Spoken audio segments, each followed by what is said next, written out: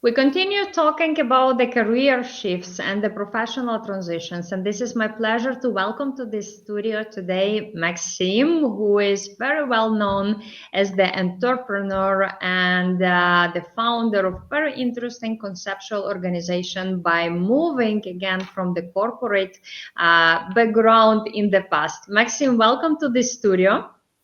Thank you very much, Ina. It's a pleasure.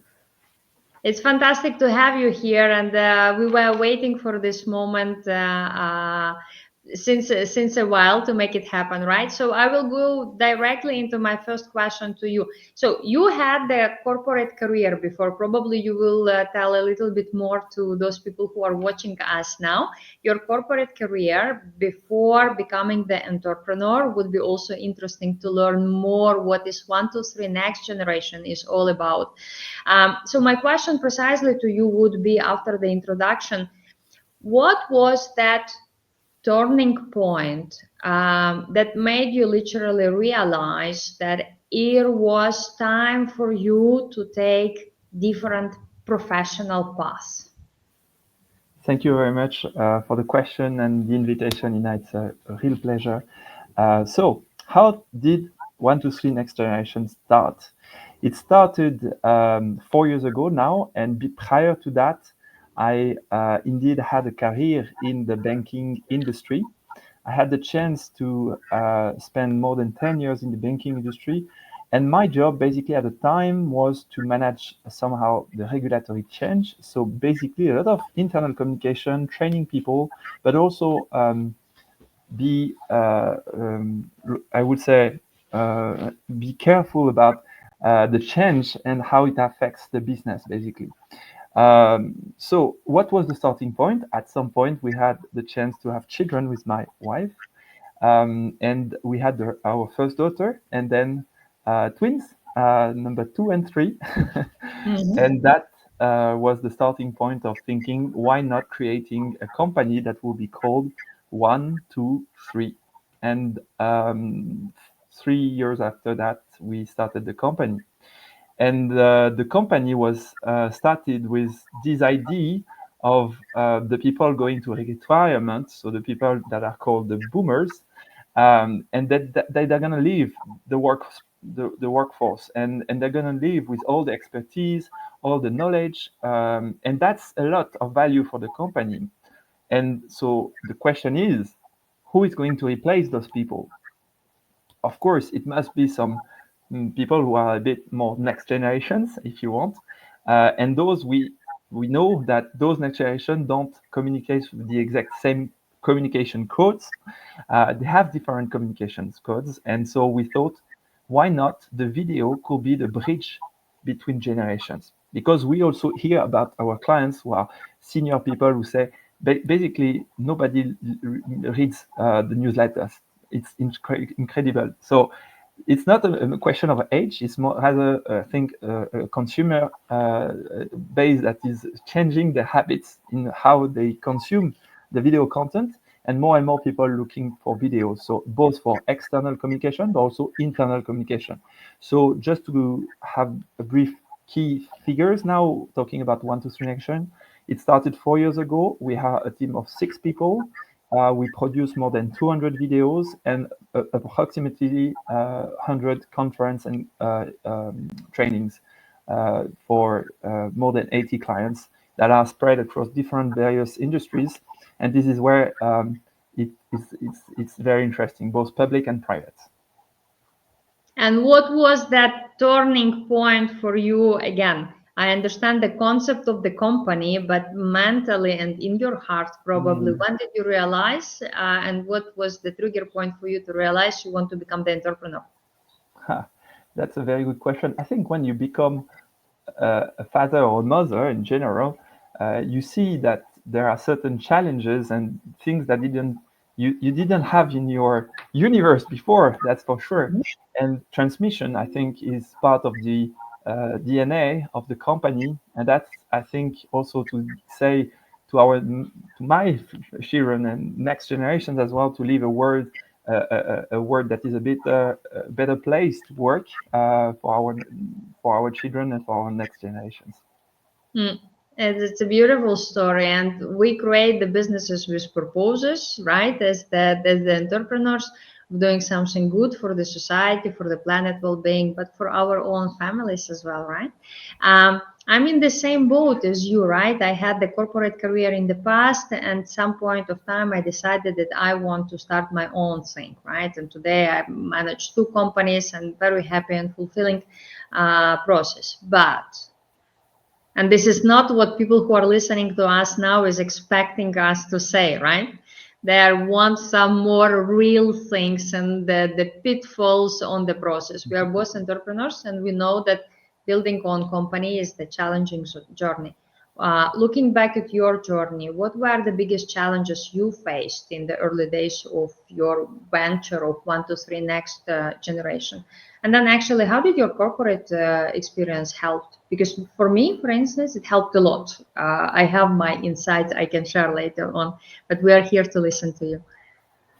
So yes, indeed, I was working in the bank industry where you know that salary are quite good. I had the chance to have a good career. So basically, you stop something that was basically giving you some kind of comfort to you and your family, and especially when you have a family, to do this jump out of nowhere. You jump from the outside from the window and you don't know when it's gonna fall, because at the beginning you have to take a big risk, a big shot, and you have to invest a lot, because it's gonna take time before you can uh, deploy your wings and start trying to fly by your own. And this is a kind of quite a risk situation where, yes, indeed, you feel alone. At the beginning, you start from a blank page. That was my case. I was coming from the compliance. So basically, I was quite uh, learning everything about sales, about marketing, about um, different aspects on what we do, and basically everything needs to be built. So you need to develop skills in every areas of the company. You build the things, so you're fully responsible for that, and so you need to equip yourself with different skills that you didn't have before. So that's, I think, one of the challenge. And then you need also to believe in you, and that's the other aspect, is because when you start something new, no one is going to give you at the beginning at least the chance, and you need to really do the best and try again, and you're going to take a lot of doors in the face. That's the reality of the thing at the beginning. And then once you have your first few clients, it becomes a bit more easier, but it's still something difficult. And at each stage of your company, when you grow, which was our case, because I started alone and now we are six in the company. And each time you double the size of the team, or because you develop your activities or develop products, it's a different company to manage. And this is where you need to adapt constantly. It's not only at the beginning that is difficult, it's the full journey. And especially the 4 years are especially risky, because you never know whether it's gonna break or not, basically. So indeed, build system, attract talent, find the good people, and find the good expertise to surround yourself with good people, including the people who are like your family. I think it's also to say to my wife, thank you so much, because I think my wife supported me, and our children gave me the force to move forward, even though the chips were down. So it's also important to say that the people that are around you are such a good pillar, and if you don't have those pillars around you, it's much more difficult. Hmm. I, I can share very similar sentiment, and let me say the same thing to my husband, who was always supporting from the very beginning, and who told me, "Sherry, go, you can do that," and I did that, and without him, I would not be where I am today. Thank you so much. I hope And he is watching this now. And Yeah, absolutely. I think in terms of the set of skills, we are learning so many new things. My experience is the opposite to yours. I came from marketing, right? So that skill I had, but for instance, when I launched Bevel ON Association as the social impact venture of Bevel, I had to learn compliance and due diligence, right? And that was the opposite model, the opposite leadership style. We always learn and we always find out something new, and the personal strengths and confidence. Thank you so much for highlighting this.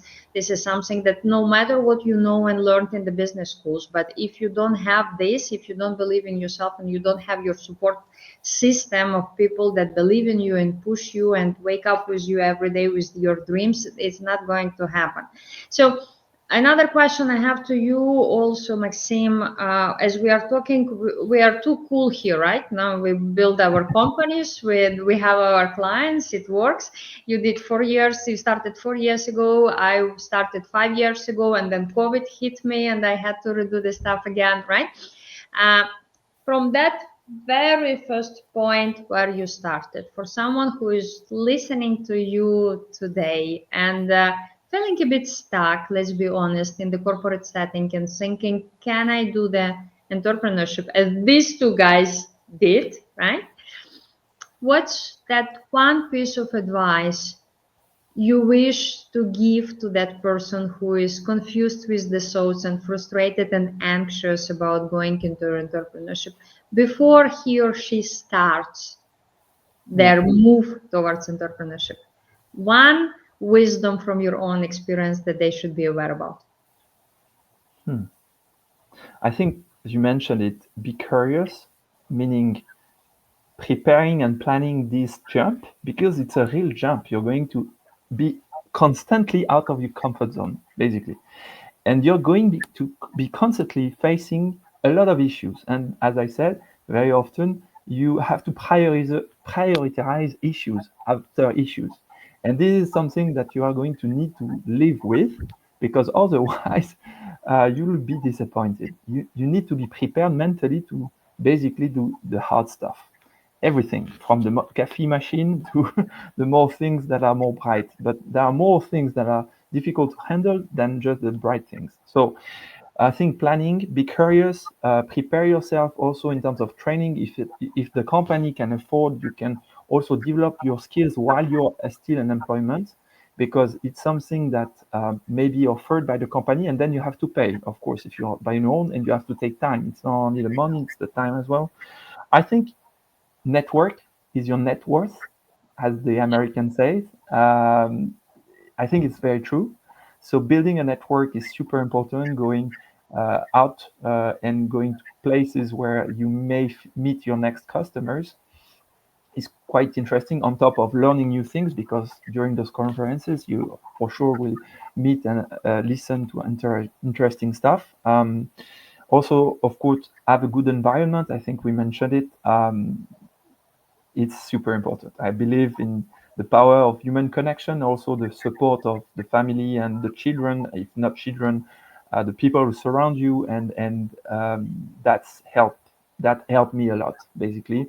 And I hope one day my children will look at this video and maybe see what they helped me to achieve. And then, of course, have a work ethic, because this is not great, but no one says how much suffer we have to face, and this suffer needs to be organized somehow so that you can deal with it in an organized way. And discipline. You need to work a lot. I mean, I don't know how many days of off you did have, but I didn't have much. And I worked a lot on weekends during night, and I wake up very early. But this is it's really necessary. I mean, if you think it's gonna happen in like this, it's not going to happen. And even the big ones who are like achieving after 6, 7, like the success you have at every step, you're going to have to be involved. Otherwise, there is a risk of losing somehow the performance, or basically being not involved is not also always showing the example neither. So I think it's important to show the example and be also consistent. And that's the hard part, because when you hit the wall in the face, you have to wake up the next morning and show up and repeat and stay consistent.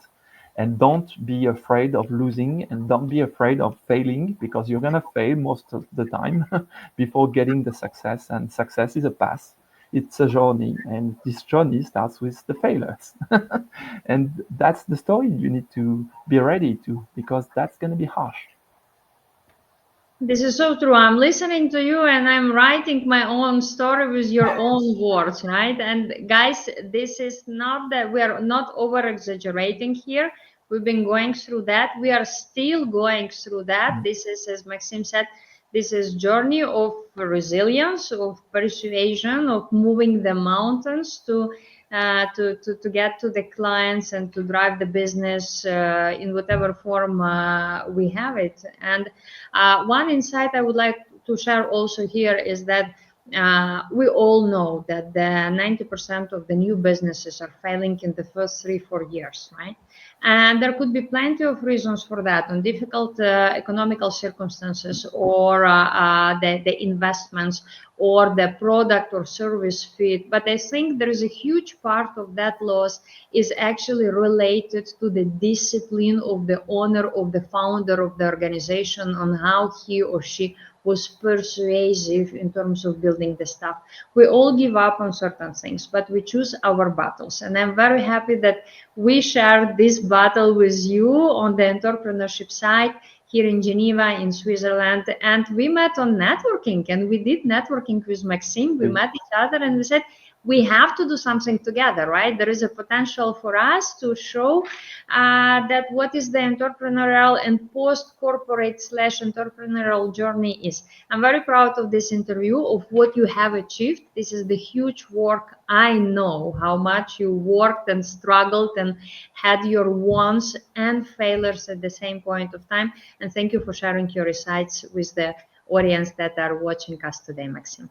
It's a real pleasure, Anna, sorry, and it's indeed also what you have achieved is amazing. So congrats to you and your teams, and we're on the same boat. Exactly. And we will share the wins. I hope we will be sharing more wins. I'm sure, not I hope, I'm sure that we will be sharing more wins that failures, because we are made for this, right? Indeed. Fantastic. Thank you, Maxime. It's a pleasure. Thank you to you.